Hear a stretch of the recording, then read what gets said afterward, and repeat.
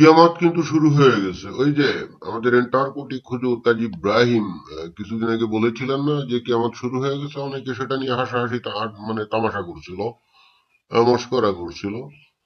কিন্তু তারা বুঝে নাই যে কাজী ইব্রাহিমই সঠিক, এবং কিয়ামত যে শুরু হয়ে গেছে তার আলামত কিন্তু আমরা দেখতে পাচ্ছি। তো এই যে আপনারা দেখতে পাচ্ছেন পর্দায়, এখানে সৌদি গেজেট, অর্থাৎ সৌদি আরব থেকে প্রকাশিত একটা পত্রিকা, এই সৌদি গেজেট, সেখানে একটা দারুণ চাঞ্চল্যকর খবর প্রকাশিত হয়েছে। খবরটা কি? হেডলাইনে বলাই আছে যে over 100 mosque preachers fired for violating directives on brotherhood. অর্থাৎ ব্রাদারহুডের ব্যাপারে যে নির্দেশনা ছিল ওইগুলো অমান্য করায় 100 জন ইমামকে তাদের চাকুরি থেকে বরখাস্ত করা হয়েছে। বরখাস্ত না, একেবারে ফায়ার্ড। ফায়ার্ড মানে আসলে বরখাস্ত বলা যায় না। বরখাস্ত হলে তো আবার চাকরি ফেরত পাওয়ার জন্য মনে করেন যে সুযোগ সুযোগ পাওয়া যায়। আপনি বরখাস্ত হওয়া এবং ফায়ার হওয়া দুটো কিন্তু ভিন্ন জিনিস। বরখাস্ত হলে যেমন অনেকে সাময়িক বরখাস্ত হয় না অসৎ আচরণের কারণে, তো তখন সে তো আবার ওই যে আপিল টাপিল করে, জবাব টবাব দাখিল করে, তদন্ত হয়, যদি দেখা যায় যে সে নির্দোষ, চাকরি ফেরত পায়। কিন্তু ফায়ার হওয়া মানে কমপ্লিটলি একেবারে চাকরি থেকে পুরো আউট। তার কিন্তু আপিলের কোনো সুযোগ টুযোগ নেই। তো যাই হোক, এখানে আমরা দেখতে পাচ্ছি যে মুসলিম ব্রাদারহুডের ব্যাপারে যে নির্দেশনা ছিল সৌদি আরবে, মনে হয় দেখি পুরো খবরটা পড়লেই বোঝা যাবে যে ঘটনাটা কি। এখানে এই যে বলছে যে সৌদি গেজেট রিপোর্ট, রিয়াদ, রিয়াদের থেকে, Riyad, the Ministry of Islamic Affairs call and guidance has terminated the services of more than 100 mosques, imams and preachers in the Mecca region for their negligence of the ministry's directives to warn against the dangers of the Muslim Brotherhood. In the Friday sermon, a number of preachers in the Kashim region were also sacked, according to a report in Al Watan newspaper. এখানে বলছে যে ইসলাম বিষয়ক যে মন্ত্রণালয়, এই মন্ত্রণালয় ওই মুসলিম ব্রাদারহুডের ব্যাপারে কিছু দিক নির্দেশনা দিয়েছিল, অর্থাৎ মুসলিম ব্রাদারহুডের যে ক্ষতিকর দিকগুলো নিয়ে একটা নির্দেশনা প্রকাশ করেছিল। এবং সেটা ওই প্রত্যেকটা মসজিদের ইমামদেরকে বাধ্যতামূলক করে দেওয়া হয়েছিল যে শুক্রবারের যে খুতবা, সেখানে সেই বিষয়টা তারা পড়বে বা পড়ে শোনাবে মুসল্লিদেরকে। কিন্তু তারা সেটা অমান্য করেছিল, তারা সেটা করেনি। এবং কাশিম অঞ্চলেও বেশ কিছু এই ইমামদেরকে বরখাস্ত না, স্যাক মানে তো কমপ্লিটলি মানে চাকরি থেকে বাদ দিয়ে দেওয়া, এদের আর কোনো আপিলের সুযোগ টুযোগ নেই।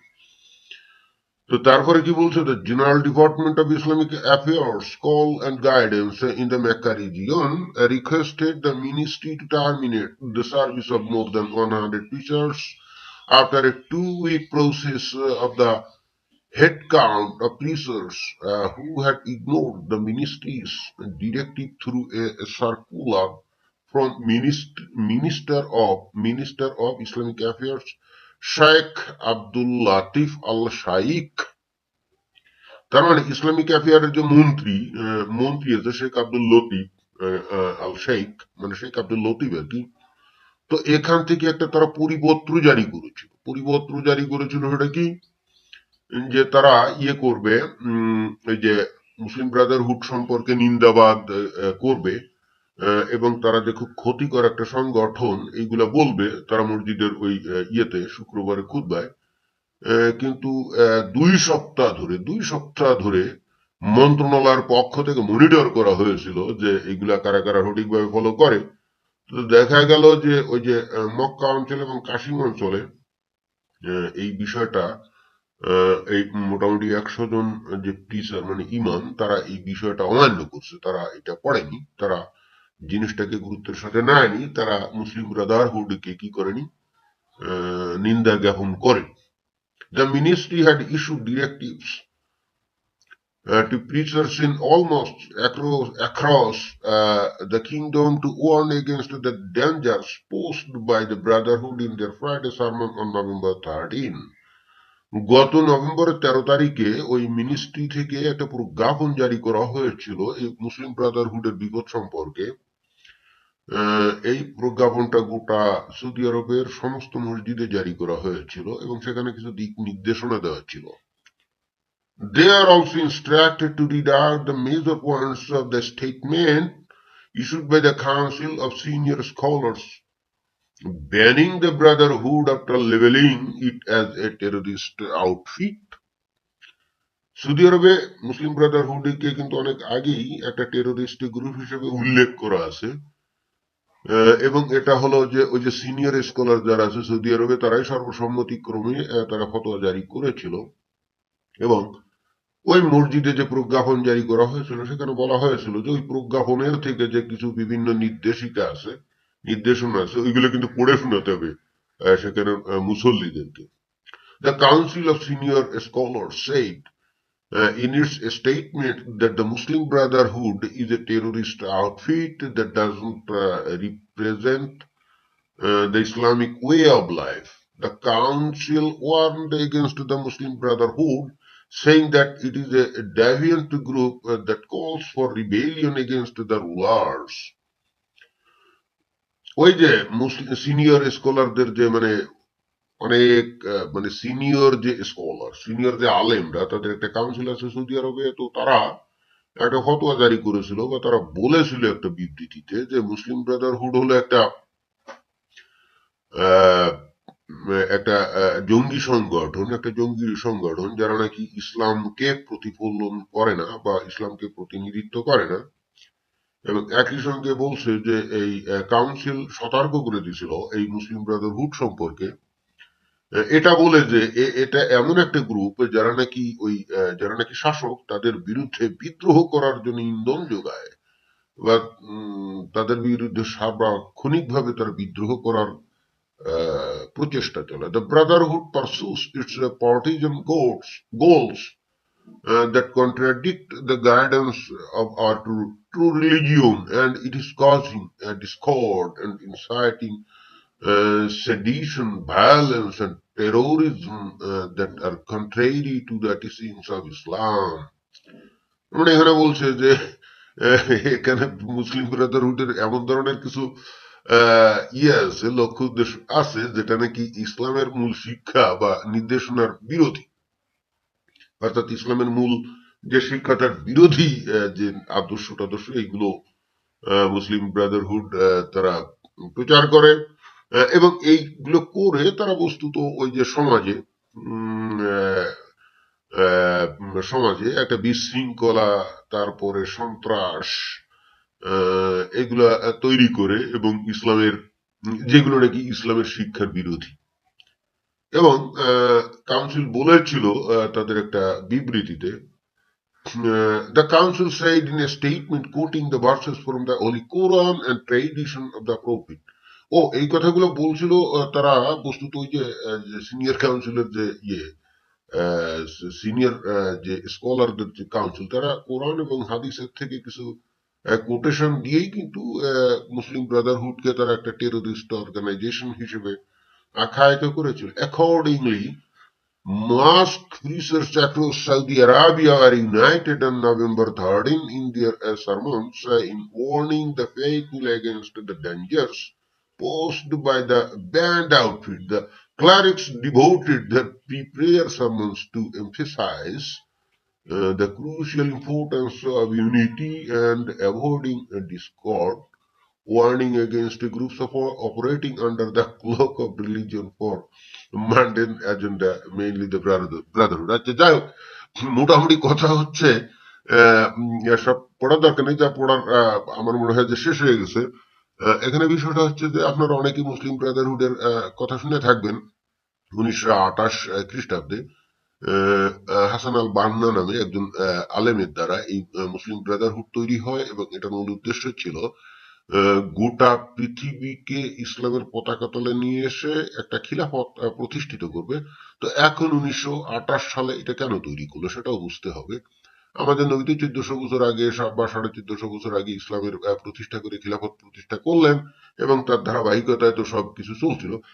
কিন্তু আপনারা অনেকেই হয়তো জানেন যে 18 খ্রিস্টাব্দে যখন ওই যে প্রথম মহাযুদ্ধ শেষ হলো, তো তার আগ পর্যন্ত তো অটোমানের খিলাফত ছিল, যে টার্কিশ বা তুরস্কের যে অটোমান খিলাফত ছিল, ইসলামের যে খিলাফত ছিল, ওইটা কিন্তু পরবর্তীতে কি হয়ে যায়, ভেঙে যাওয়ার পরে কত 1923 খ্রিস্টাব্দে মনে হয় ভেঙে দেওয়া হয়, এবং তারপরে কিন্তু সেখানে কামাল আতাতুর্ক ক্ষমতা আসে, এবং সে অতঃপর আনুষ্ঠানিকভাবে ইসলামের খেলাফতকে বিলুপ্ত ঘোষণা করে তুরস্ককে একটা আধুনিক রাষ্ট্র হিসেবে, ইউরোপীয় ধারায় আধুনিক ধর্মনিরপেক্ষ রাষ্ট্র হিসেবে প্রতিষ্ঠার চেষ্টা চালায়, এটা আমরা সবাই জানি।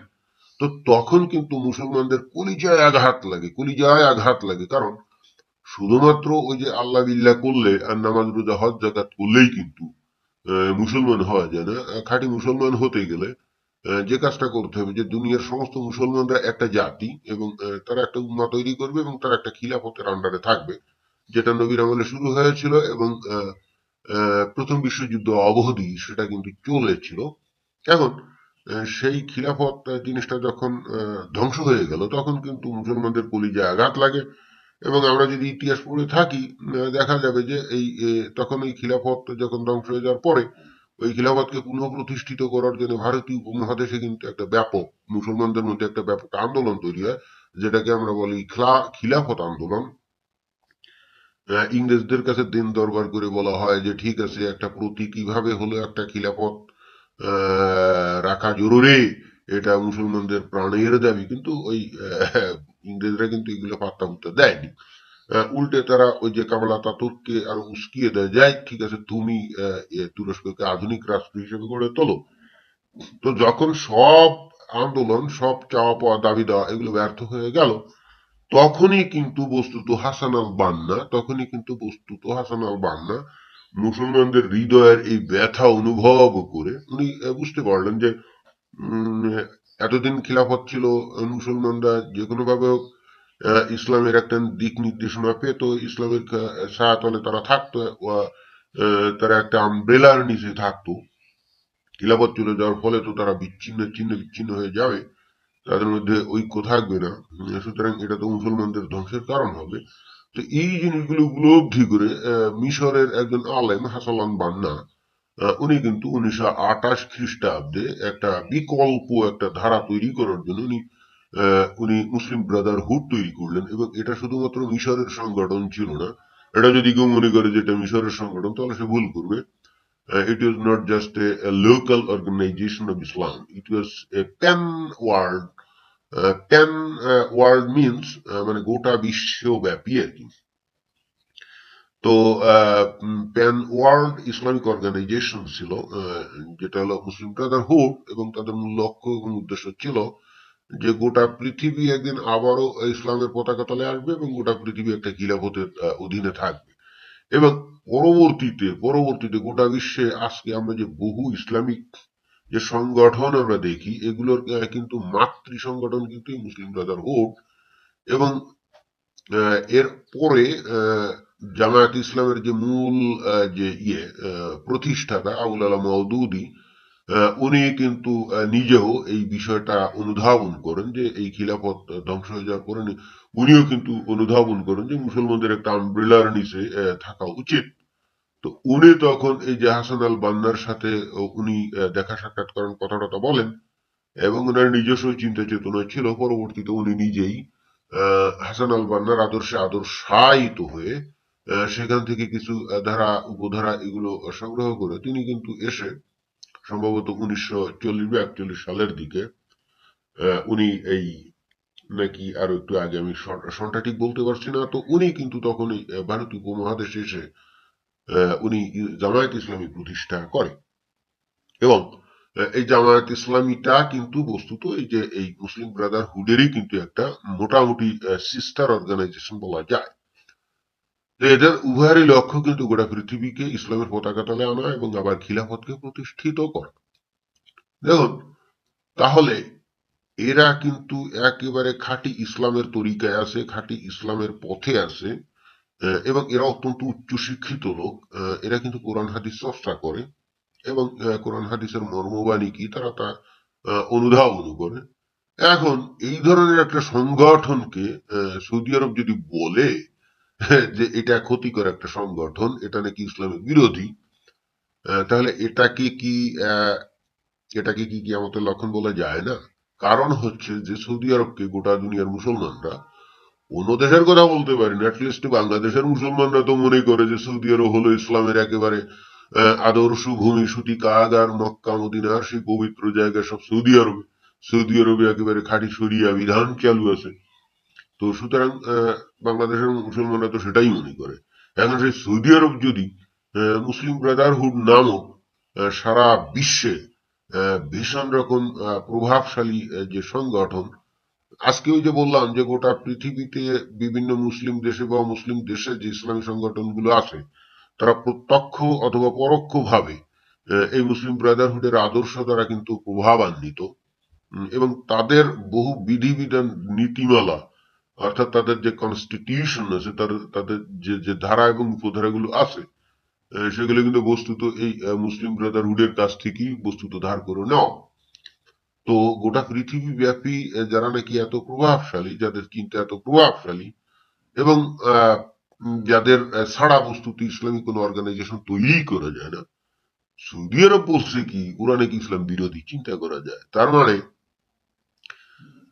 বাংলাদেশের সাধারণ মানুষ যদিও মনে করে যে সৌদি আরব হলো একটা আদর্শ ইসলামী রাষ্ট্র, সেখানে শরিয়া চালু আছে, তাহলে কোন ধরনের ইসলামী রাষ্ট্র আর কোন ধরনের শরিয়া সেখানে চালু আছে যেখানকার শাসকরা বলে যে মুসলিম ব্রাদারহুড হলো একটা ইসলাম বিরোধী একটা ইয়ে? তবে বোঝা যায় কেন তারা এই সৌদি আরবের শাসকরা কেন মুসলিম ব্রাদারহুডের এগেনস্টে।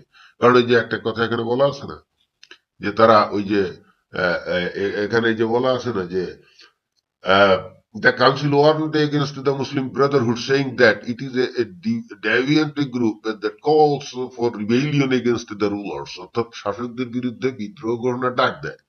তো দিবেই তো, এটাই স্বাভাবিক না? কারণ যদি শাসকরা যদি ইসলাম পরিপন্থী কাজ করে, ইসলাম বিরুদ্ধ কাজ করে, তাহলে মুসলিম ব্রাদারহুড কি ইসলামের আদর্শ অনুযায়ী তাদের বিরুদ্ধে বিদ্রোহ ঘোষণা করবে না, তাদের বিরুদ্ধে বিদ্রোহের ডাক দিবে না? এটাই তো নিয়ম।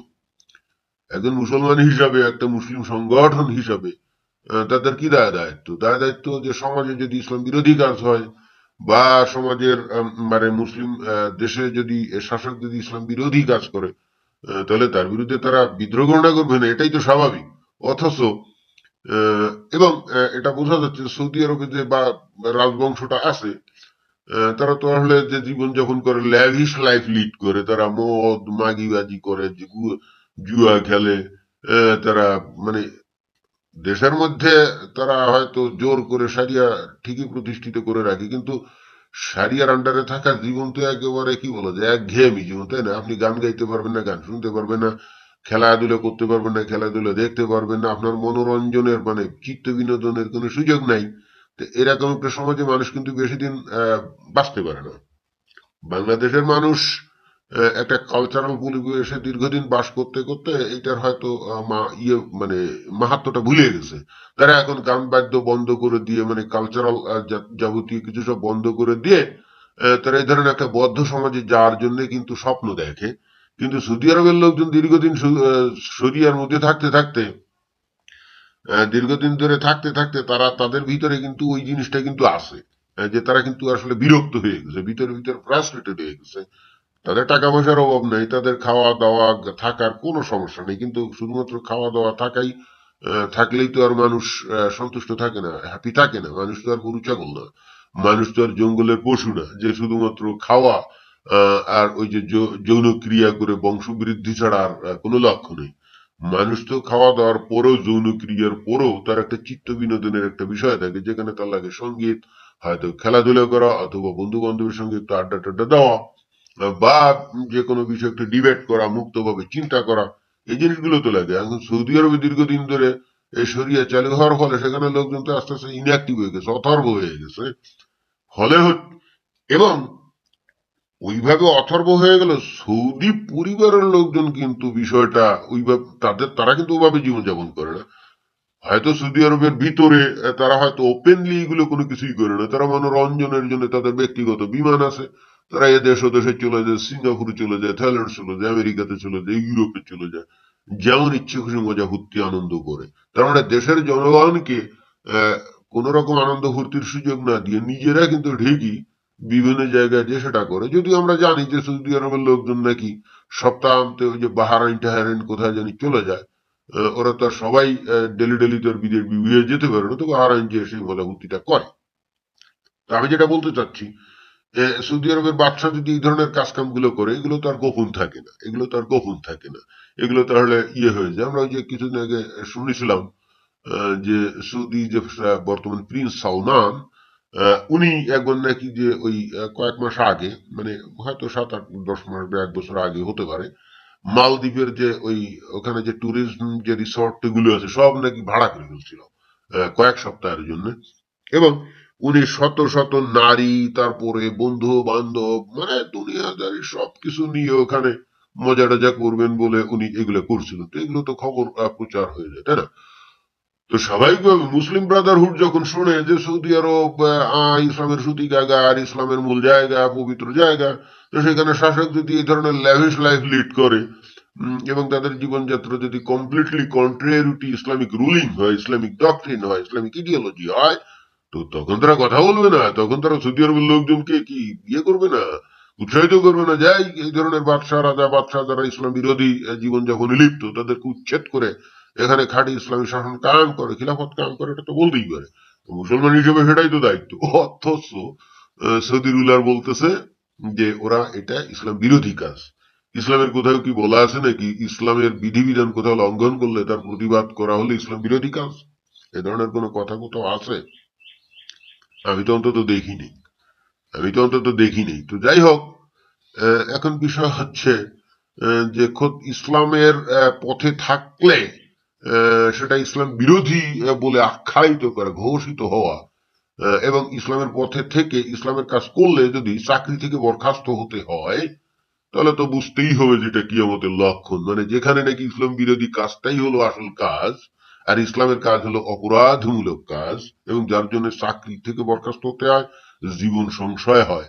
এবং খোদ সৌদি আরবে যদি এই ধরনের ঘটনা ঘটে, অর্থাৎ ইসলামের কাজ করার পরে যদি খোদ সৌদি আরবে যদি তা আখ্যায়িত করা হয় যে তারা ইসলাম বিরোধী, তাহলে তো বুঝতে হবে যে সৌদি আরব অর্থাৎ আমাদের যে ইসলামের যে পবিত্র ভূমি, সেখানে ইসলামের কদর কিছু নাই। বরং ইসলামের কাজ করলে সেখানে ভেজালে পড়তে হয়। তাহলে এটা তো শয়তান সেখানে যে জয়ী হয়ে যাচ্ছে, এতে তো কোনো সন্দেহ নেই। আর শয়তান জয়ী হয়ে যাওয়ার মানে কি? এটা তো কিয়ামতের লক্ষণ। মানে কিয়ামত যে অলরেডি শুরু হয়ে গেছে সেটাই তো বোঝাচ্ছে নাকি?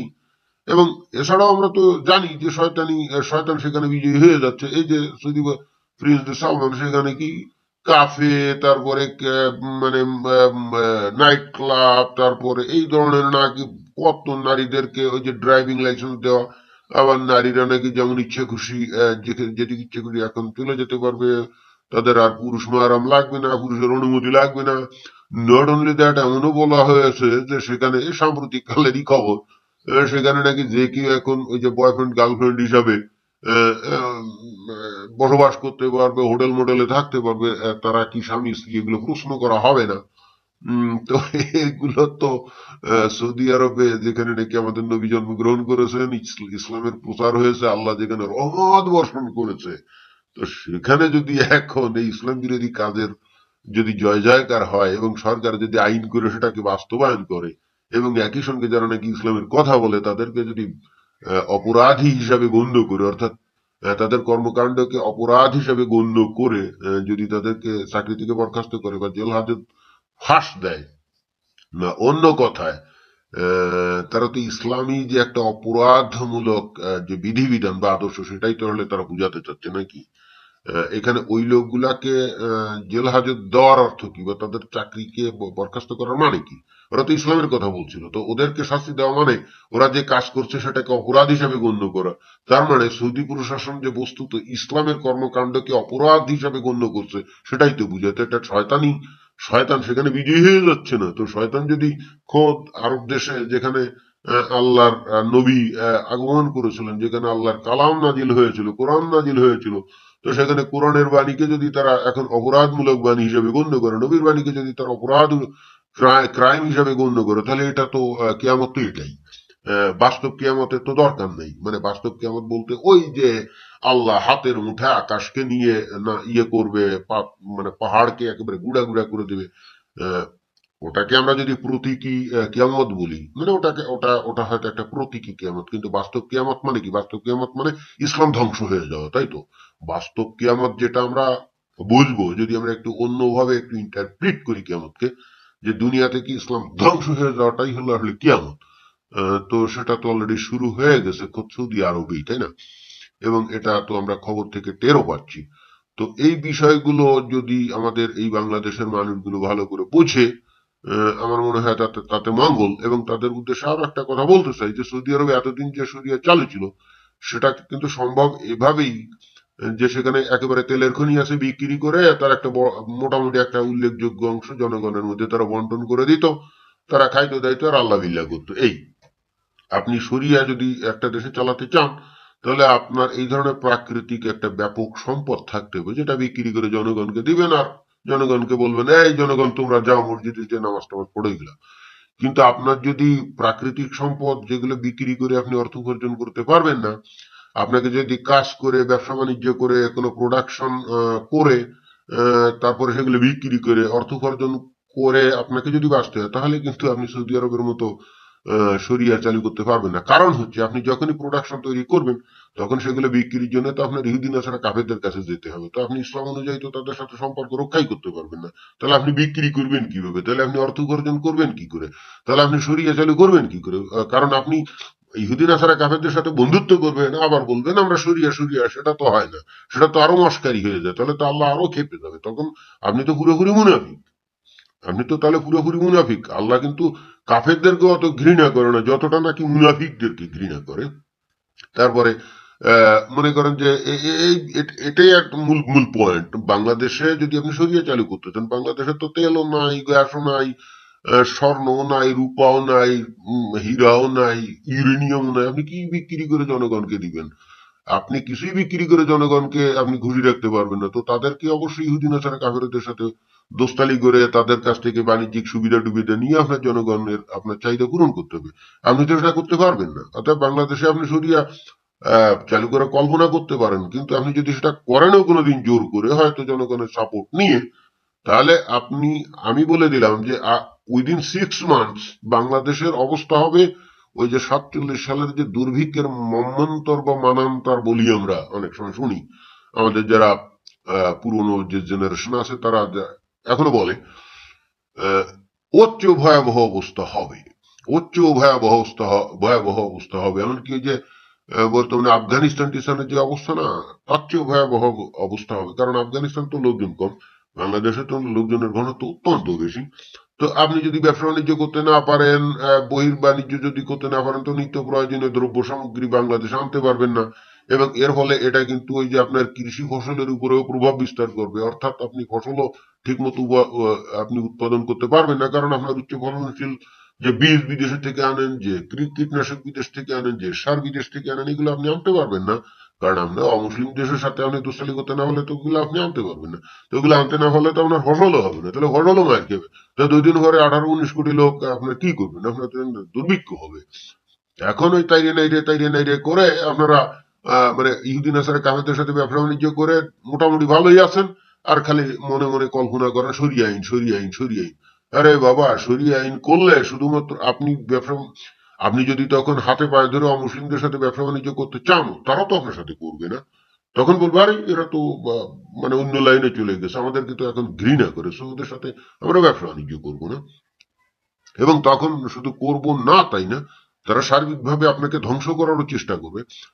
মুসলমান হিসাবে শরিয়া আইন চালু করে কোরআন হাদিসের বিধি মোতাবেক আপনি যদি ইহুদি নাসারা কাফের মুনাফিক মুরতাদকে বা মুশরিকদের যদি আপনি ঘৃণা করেন, এই জিনিসটা তো তারা জেনে গেছে, তাহলে তারা আপনাদেরকে ভালোবাসবে, মানে একতরফা ভালোবাসতেই থাকবে ভালোবাসতেই থাকবে ভালোবাসতেই থাকবে। এটা এটা মনে করার তো কোনো কারণ নেই। কারণ অলরেডি তারা জেনে গেছে আমরা মুসলমানরা কি এবং আমাদের মনের মধ্যে কি, এবং অমুসলিমরা জেনে গেছে কিন্তু এটা। সুতরাং এই মতো অবস্থায় আমরা যদি দেশে সরিয়া আইন বলে এটা চালু করেও ফেলি, তাহলে তারা আপনাকে সাহায্য করার জন্য এগিয়ে আসবে, এটা তো প্রশ্নই ওঠে না। আপনাদেরকে টুটি চেপে ধরে কিভাবে ধ্বংস করে দেবে সেই চেষ্টাটাই করবে, যেটা আমরা দেখেছি আইএস এর ক্ষেত্রে, সিরিয়া ইরাকের ক্ষেত্রে। এটা কিন্তু আমরা দেখেছি, এবং যেটা আমরা দেখেছি কিন্তু আফগানিস্তানে। সুতরাং এই সমস্ত বিষয় আকাশ কুসুম কল্পনা করতে পারেন, এবং বস্তুত সৌদি আরবের যে সালমান এই বিষয়গুলো বুঝতে পারছে। সে বুঝতে পারছে যে তেলের রাজত্ব আর বেশি দিন নেই, কারণ অল্টারনেটিভ টেকনোলজি এত দ্রুত অ্যাডভান্স করছে। অলরেডি কিন্তু বর্তমান পৃথিবীতে তেলের চাহিদা অনেক কমে গেছে। তো এই সৌদি আরবের লোকজন যদিও তাদেরকে ইসলামের শত্রু টত্রু বলে মনে করে, ইহুদিদের দালাল মনে করে সালমানকে, কিন্তু সে কিন্তু বাস্তববাদী বলেই মনে হয়। সে টের পেয়েছে যে এইভাবে আর চলবে না, তেল বিক্রি করে এইভাবে আর চলবে না, সুতরাং তাদেরকে অন্যদিকে ধাবিত হতে হবে। সেই চেষ্টাই সে বস্তুত করে যাচ্ছে। এবং এবং এটা নিশ্চিত, ওরা যদি স্ট্র্যাটেজিটা চেঞ্জ না করে, আগামী 10-15 বছর পরে যখন তেলের চাহিদা আরো কমে যাবে এবং তেলের দাম আরো পড়ে যাবে, তখন সৌদি আরবের মতো এত খারাপ পজিশনে আর কাউকে পড়তে হবে না। কারণ গোটা সৌদি আরব এ পর্যন্ত তাদের যে রেডিক্যাল আইডিওলজি সারা পৃথিবীতে ছড়িয়ে দিয়ে যে একটা সন্ত্রাসের আবহাওয়া তৈরি করে ফেলছে সারা পৃথিবীতে।